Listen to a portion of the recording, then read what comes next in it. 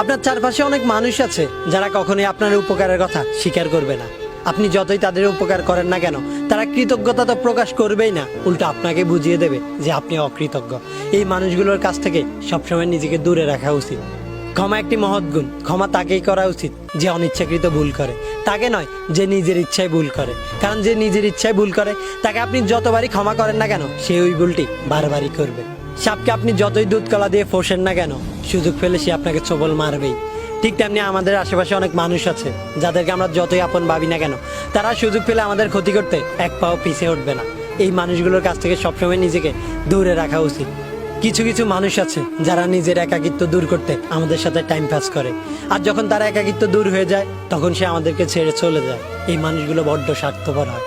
তাই এখনই বুঝতে শিখুন কে সময় পেলে আপনার সাথে কথা বলে, আর কে হাজারো ব্যস্ততার মাঝে সময় বের করে আপনার সাথে কথা বলে।